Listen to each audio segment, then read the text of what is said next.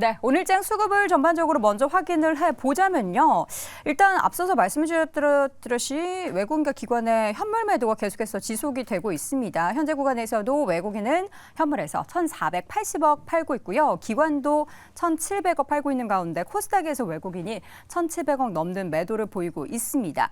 이 가운데 오늘 아침에 보니까 외국인 투자자들이 다시 한번 대형주, 그러니까 오늘 상승 전환을 하고 있는 SK하이닉스를 매수를 하고 있고, 반면에 삼성전자는 팔고 있습니다. 이게 또 주가 희비에 영향을 미치나 싶은 생각도 들고요. 기관 투자자 같은 경우에도 오늘 순매수 상위 종목에 보니까 이 반도체 종목이 없는 게 조금 아쉬운 그런 상황이 연출되고 있습니다. 수급적으로 과연 어떤 종목을 사고 팔고 있는지 정서환 아나운서와 함께 확인해 주시죠.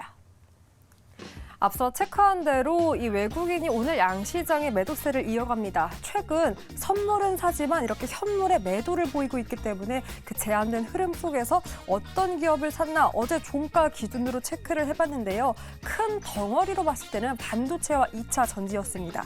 그런데 모두 다 샀다라고 하기보다는 종목별 편차가 있었는데 삼성전자 실적을 발표한 날 사들이더니 그날 이후로 다시금 매도 전환했고 SK하이닉스만 사들였습니다.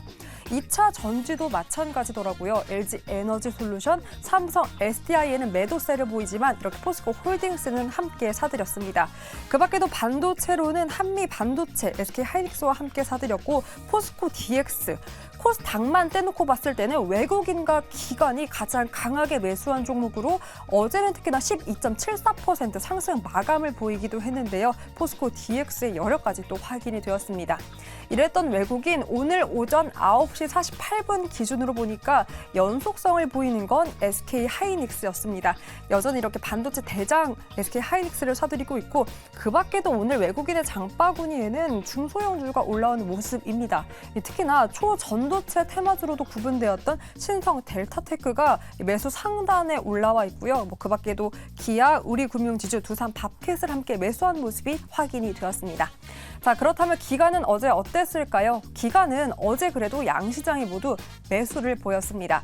그 안에서 삼성전자, SK하이닉스 두 대장 반도체를 모두 사들였고요. 2차 전지로는 LG 에너지솔루션, 포스코 퓨처엠, LG화학을 사들였습니다. 보니까 외국인 기관 모두 반도체와 2차 전지 큰 대형주를 사지만 그 안에서의 종목 선택이 조금 달랐다는 점이 확인이 되었고요. 기관의 오전 장바구니, 기관도 마찬가지입니다. 중소형주가 올라온 모습이었어요. 한미 반도체 사들이고 있고 포스코 DX, SK이노베이션 2차 전지로 선택한 가운데 코스맥스 오늘 오전에 또 긍정적인 보고서가 나왔죠. 이를 주시하며 화장품 ODM 관련주도 매수 상단에 위치한 모습이 확인이 되었습니다.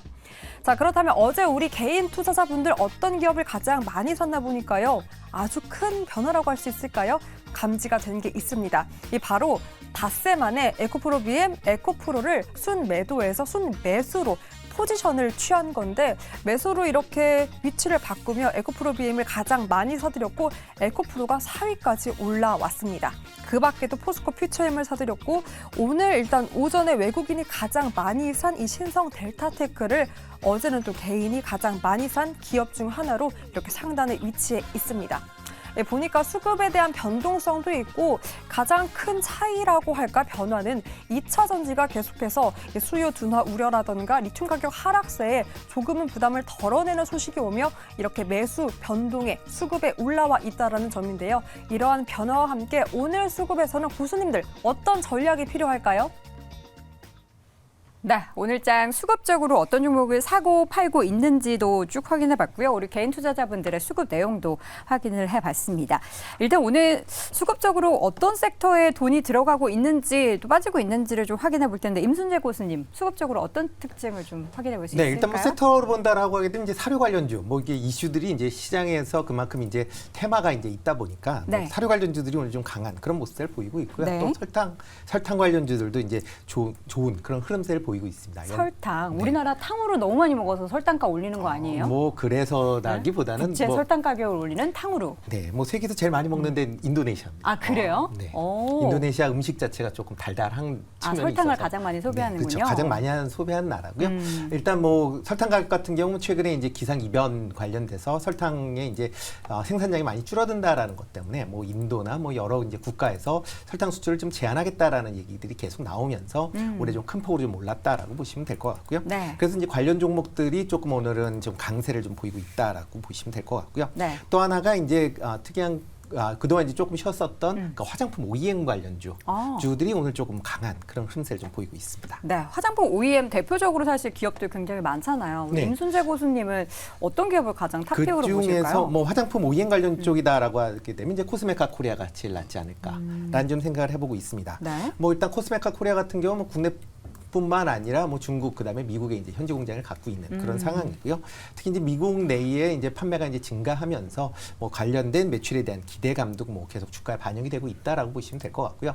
최근에 또 환율도 지금 달러 강세이기 때문에 어차피 해외에서 지금 뭐 매출이 잘 일어나는 그런 기업 중심으로는 환차익에 대한 기업 부분도 기대해 볼 수 있지 않을까라는 생각을 좀 해보고 있습니다. 네, 앞서서 설탕 가격 오른다, 뭐 우스갯소리로 그냥 탕후루 말씀을 드렸는데 사실 설탕 가격이 오르면 다른 이제 그 원자재를 사용하는 품목들도 오르기 때문에 우리는 참 걱정이 큽니다. 그런데 이제 투자의 관점으로 돌아온다면 관련된 기업의 주가 움직임도 봐야 될 텐데 어떤 기업이 좀 대표적으로 좀 움직이고 있다고 보십니까?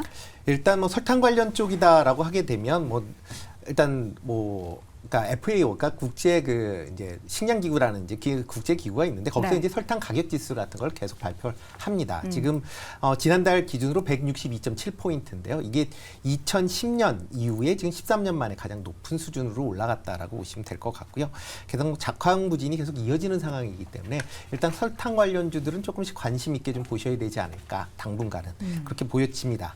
뭐 그런 관점에서 보면 국내 이제 세계 회사가 과점 체제에 갖고 있는데요. 네. 뭐 대표적으로 CJ제일제당, 그다음에 삼양사, 대한제당이다라고 보시면 되는데요. 그중에서 가장 작은 대한제당, 뭐 주가 측면에서 보면 다른 종목에 비해서 좀 탄력적으로 움직이니까 조금 관심 있게 보시면 어떨까 싶습니다. 네, 대한제당 현재 주가 2%, 3% 가까이 오름세가 계속해서 보이고 있는 상황이고요. 최근 더전 대비해서 다시금 상승 흐름 보이고 있습니다. 자, 이어서 김대중 고수님이 네. 보시는 오늘 수급 특징주 궁금한데요. 네, 오늘 미국 시장에서 이제 실적 발표 기업들이 오늘부터 시작을 합니다. 그쵸. 시티, 블랙록, JP 모건 같은 회사들이 오늘 금융주. 발표를 하고요. 다음 주에도 금융회사 위주로 해서 먼저 이제 실적 발표가 나올 것 같아요. 다음 주는 또 중요한 테슬라의 실적 그렇죠. 발표도 있죠. 네, 그리고 어제 시장을 한번 우리가 조금만 되돌려보면 그 일본 시장이 한 1.8% 상승을 했고요. 중국 시장이 항생지수 기준에서 어제 1.9% 상승을 했습니다. 네. 근데 상승의 원동력이 되었던 내용이 있었거든요. 중국 같은 경우에는 그 국유자본이 중국 내 4대 은행에 대한 투자를 집행하겠다라는 내용으로 중국 시장에서 금융주들이 어제 강세를 보여줬거든요. 네. 그리고 일본 시장 같은 경우 워렌 버핏이 어제 얘기를 했죠. 기존에 5대 상사주를 중심으로 해서 워렌 버핏이 주식을 사면서 일본 시장이 좋았습니다. 네. 이제 금융주에 대해서 일본 시장에서 투자를 하겠다라는 워렌 버핏의 메시지가 있었어요. 그래서 어제 일본 시장에서 마찬가지로 금융주가 강세 현상을 보여주면서 시장이 상승 마감을 했거든요. 우리 시장에서도 이러한 분위기가 아직까지 반영되지는 않고 있는데 네. 금융주들이 이제 실적 발표 시즌에 이제 들어오고요.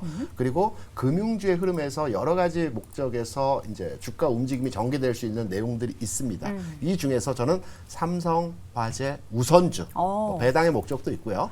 그리고 수급 측면에서 본다면 외국인 투자자들이 단기적인 구간이 아니고 올해 한 해 외국인 투자 수급 동향을 보게 되면 한 3% 지분을 매수를 했습니다. 네. 수량으로 보면 130만 주, 금액으로 보면 3천억입니다. 근데 이거 보니까 거래 양이라고 해야 되나요? 이게 수량 기준으로 봤을 때 되게 조금씩 잡히는데요. 그 전체적으로 많이 거래가 안 되나 우선주를 봐요. 투자하실 때는 단기 시세를 그 목적으로 해서 투자를 하시면 안 됩니다. 근데 이 종목은 단기 시세 봤어도 좋은데요. 봄에 샀으면 이거 주가 수익률이 장난이 아닌데요. 우리가 배당주 투자할 네. 때는 어떤 목적으로 투자를 해야 되지만 내가 나중에 종합소득세를 내겠다라는 관점으로 매년 매월 조금씩 사서 네. 장기 투자의 목적으로 접근을 해야지 배당 투자를 연말에서만 뭐 투자를 하겠다 이런 관점이라고 한다면 투자의 목적보다는 네.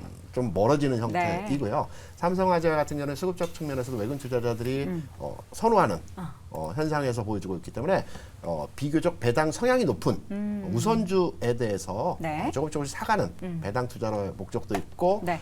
주가 상승의 가능성도 있다는 측면에서 네. 오늘 삼성화재 우선주 그리고 글로벌리 그 금융주에 대한 현재 분위기가 만들어지고 있다는 점에서 삼성화재 우선주를 말씀드리고요. 네. 어제 이제 방송에서 제가 어제 금호석유를 말씀드렸죠. 그러면서 댓글창 마지막에 댓글창에서 네. 금호석유 공매도 최근 상황에 맞아요. 대해서 기억하시네요. 네, 어떠합니까라고 했는데 저희가 어제 시간이 없어서 맞아요. 얘기 이 못했죠. 부분에서 미처 말씀해 말씀 주세요. 못 드렸습니다. 네.